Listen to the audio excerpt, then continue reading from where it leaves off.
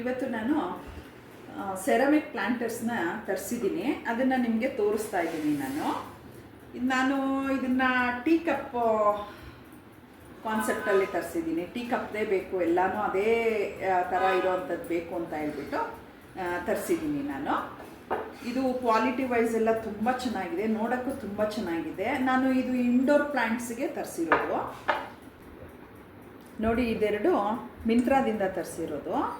ಇದ್ರ ಪ್ರೈಸ್ ಬಂದು 500 to 600 ಇದೆ. ಮತ್ತು ಕ್ವಾಲಿಟಿ ವೈಸ್ ತುಂಬ ಚೆನ್ನಾಗಿದೆ. ಪ್ರಿಂಟ್ ಎಲ್ಲ ನೋಡಿ ತುಂಬ ಚೆನ್ನಾಗಿ ಬಂದಿದೆ. ಇದು ನೋಡೋದಕ್ಕಂತೂ ತುಂಬ ಬ್ಯೂಟಿಫುಲ್ಲಾಗಿ ಕಾಣುತ್ತೆ. ಇದು ಅಮೆಝಾನಿಂದ ತರಿಸಿರೋದು. ಇದ್ರ ಪ್ರೈಸನ್ನು ಅಷ್ಟೇ ಆಗುತ್ತೆ, 5 to 6 ಆಗುತ್ತೆ. 2 ಕಲರ್ ಇದು ತರಿಸಿದ್ದೀನಿ. ನಾನು ಮೀಶೋಯಿಂದ ತರಿಸಿರೋದು ಇದು 3. ಇದೆರಡು 645 ಇದು ರೇಟು. ಮತ್ತು ಇದು 200ಅಲ್ಲಿ ಸಿಕ್ಕಿದೆ ನನಗೆ. ಇದು ಒಂದು. ಇದು 3 ತುಂಬ ಬ್ಯೂಟಿಫುಲ್ಲಾಗಿದೆ. ಇದು ತುಂಬ ಕ್ಯೂಟಾಗಿದೆ. ಚಿಕ್ಕದಾದರೂ ಕ್ವಾಲಿಟಿ ವೈಸ್ ಅಂತೂ ತುಂಬ ಚೆನ್ನಾಗಿದೆ. ಇದು ಅಷ್ಟೇ 2. ಕಲರು ತುಂಬ ಚೆನ್ನಾಗಿದೆ ಮತ್ತು ಕ್ವಾಲಿಟಿನೂ ತುಂಬ ಚೆನ್ನಾಗಿದೆ. ನೋಡಿ, ಇದು ಆ ಪಾಟ್ಗಳನ್ನು ಇಟ್ಕೊಳ್ಳೋದಕ್ಕೆ ತರಿಸಿರೋ ಅಂಥದ್ದು ಸ್ಟ್ಯಾಂಡ್. ಇದು ಅಮೆಝಾನಿಂದ ತರಿಸಿರೋದು. 1200 ಆಗಿದೆ ಇದು. ಈಗ ನಿಮ್ಮ ಮನೇಲಿ ಯಾವುದಾದ್ರೂ ಒಂದು ಸ್ಪೇಸ್, ಒಂದು ಮೂಲೆಯಲ್ಲೋ ಎಲ್ಲಾದರೂ ಜಾಗ ಖಾಲಿ ಇದ್ದರೆ ಇದನ್ನು ಈಸಿಯಾಗಿ ಇಟ್ಕೋಬೋದು. ತುಂಬ ದೊಡ್ಡದಾಗೇನಿಲ್ಲ, ಇದು ಮೀಡಿಯಮ್ ಆಗಿದೆ. ಜಾಗನೂ ಏನು ಜಾಸ್ತಿ ಹಿಡಿಸ್ಕೊಳ್ಳಲ್ಲ, ನೋಡೋದಕ್ಕೂ ಚೆನ್ನಾಗಿರುತ್ತೆ ಇದು. ಮತ್ತು ಸ್ಟ್ರಾಂಗಾಗೂ ಇದೆ, ಇದು ಗಟ್ಟಿಯಾಗಿದೆ. ನಾನೀಗ ಪಾಟ್ಗಳನ್ನು ಇಟ್ಟು ತೋರಿಸ್ತೀನಿ. ಈಗ ಪಾಟ್ಗಳನ್ನು ಇಟ್ಟಿದ್ದೀನಿ. ಇದು ಈ ಥರ ಕಾಣ್ತಾ ಇದೆ. ಇನ್ನು ಗಿಡಗಳನ್ನು ತಂದು ಹಾಕಬೇಕು.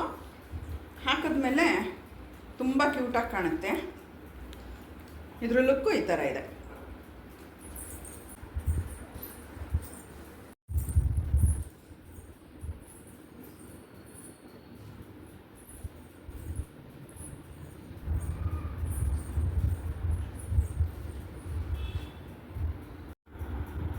ನೋಡಿ, ಕುಕ್ಕಿಂಗ್ ಜೊತೆಗೆ ನನಗೆ ಇನ್ನೊಂದು ಹಾಬಿ ಇದೆ. ಅದೇನೆಂದರೆ ತುಂಬ ಬುಕ್ಸ್ ಓದೋದು ನನಗೆ ತುಂಬ ಇಷ್ಟವಾದದ್ದು ಹವ್ಯಾಸ. ನಾನು ನಿಮಗೆ ಒಂದು ಸಜೆಷನ್ ಏನು ಕೊಡ್ತೀನಿ ಅಂದರೆ, ಈ ಹಾಬಿನ ನೀವು ಬೆಳೆಸ್ಕೊಳ್ಳಿ. ಟಿ ವಿ ಅದನ್ನೆಲ್ಲ ನೋಡೋ ಬದಲು, ಅತಿಯಾಗಿ ನೋಡಬಾರ್ದು ಅಂತೇನಿಲ್ಲ, ಅತಿಯಾಗಿ ನೋಡೋ ಬದಲು ಈ ಥರ ಬುಕ್ಸ್ಗಳನ್ನು ನೀವು ಓದಿ. ತುಂಬ ಒಳ್ಳೆಯದು. ನಮ್ಮ ಮೈಂಡು ಫ್ರೆಶ್ ಇರುತ್ತೆ, ಕೆಲವು ವಿಷಯಗಳನ್ನೆಲ್ಲ ತಿಳ್ಕೊತೀವಿ. ನೋಡಿ, ಇದು ಮೊದಲನೇ ಪುಸ್ತಕ.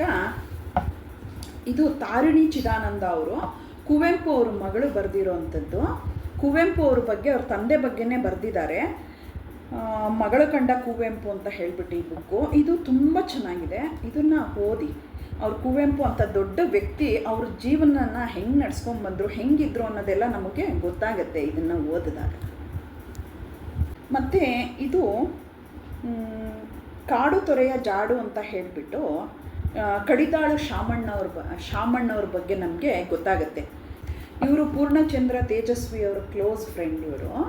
ಇವ್ರ ಬಗ್ಗೆ ನಮಗೆ ಆಲ್ಮೋಸ್ಟ್ ಈಗಿನವರು ಜನ್ರೇಷನ್ಗಂತೂ ಗೊತ್ತೇ ಇಲ್ಲ ಅನಿಸುತ್ತೆ, ತಿಳ್ಕೊಬೋದು. ಇವರು ಜೀವನದಲ್ಲಿ ಏನೇನು ಸಾಧಿಸಿದ್ದಾರೆ ಎಲ್ಲ ಗೊತ್ತಾಗುತ್ತೆ ಈ ಬುಕ್ಕನ್ನು ಓದಿದಾಗ.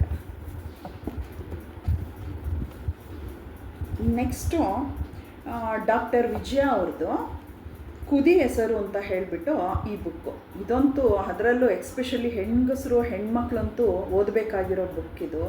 ಅವರು ಜೀವನನ ಹೆಂಗೆ ತೊಗೊಂಡು ಬಂದರು, ಅವ್ರಿಗೆ ಏನೇನು ಕಷ್ಟಗಳಾಯಿತು, ಅದನ್ನೆಲ್ಲ ಹೆಂಗೆ ನಿಭಾಯಿಸಿದ್ರು ಅಂತ ಗೊತ್ತಾಗುತ್ತೆ ಇದು ನಾವು ಓದಿದಾಗ.